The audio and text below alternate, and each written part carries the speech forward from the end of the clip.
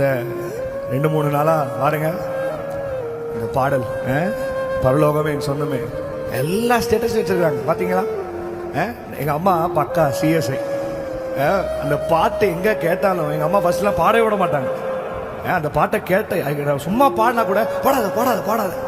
அந்த பாட்டு எழுதினவர் இது வந்து ஏதாவது சாவுக்கு பாடணும், அந்த மரண துக்கத்துக்கு பாடணும்னு எழுதியிருப்பாரு சொல்லுங்க. இல்லை, அந்த அந்த பரலோகத்தின் அனுபவத்தை வெளிப்படுத்தின விசேஷத்தில் படிச்சு அது எப்போ பார்ப்பேனோ, அது எப்போ அந்த அனுபவத்துக்குள்ள போவேணும் அப்படின்னு அந்த அனுபவத்தை எழுதிருக்கு. ஆனால் நம்ம என்ன பண்ணிட்டோம், நாளடைவில் அது ஒன்லி அடக்கத்தில் பாடுறக்கு, ஒரு சாவல பாடுறக்குன்னு வச்சுட்டோம் அந்த பாட்டை. அந்த பாட்டை யாரு அவரு, பெஞ்சமின் தாஸ் ஐயா அவர் பாடுறாரு.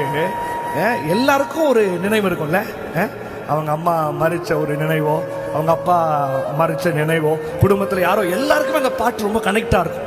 ஆனா நான் அந்த பாட்டு எப்படி தெரியுமா பார்த்தேன், அந்த தாஸ் பெஞ்சமின் ஐயா அவர் இஸ் அ பிளைண்ட். அவர் அந்த பாட்டு பாடும்போது இதுவரைக்கும் அவர் உலகத்தினுடைய எந்த நன்மைகளும் பார்க்கல, உலகத்தினுடைய எந்த ஒரு அழகையும் பார்க்கல. உலகத்துல அழகுன்னு சொல்றதை விட சில காரியங்கள் நம்மளை ஹர்ட் பண்ணி நம்மளுக்கு வேதனை கொடுக்குற நபர்கள், நம்மளை துக்கிக்க வைக்கிற நபர்கள், நம்ம அழுகையை பார்க்குற நபர்கள் தான் ஜாஸ்தி. ஆனா இவரு எதையும் நான் பார்க்கல, ஆனா காணாத அந்த பரலோகத்தை பார்க்க என் இருதயம் வாஞ்சிக்குது, காணாத அந்த பரலோகத்தை பார்க்க என் கண்கள் காத்திருக்குது. இந்த இருக்கிற வருத்தம், இந்த வியாதி, இந்த பிபி, இந்த சுகர் அங்க கிடையாது. ஆனா அந்த பாட்டு எவ்வளவு ஆழம் பாத்தீங்களா. என்கரேஜ், இந்த பாட்டெல்லாம் நீங்க என்கரேஜ் பண்ணி இந்த புது பாட்டல், அதை பாட்டு, இதை பாட்டு, ட்ரெண்டிங் பாட்டு அப்படின்னு பாடல் விட்டு போட்டு இந்த பாடல் இப்போ பாருங்க எல்லா ஸ்டேட்டஸ் இந்த பாட்டு தான்.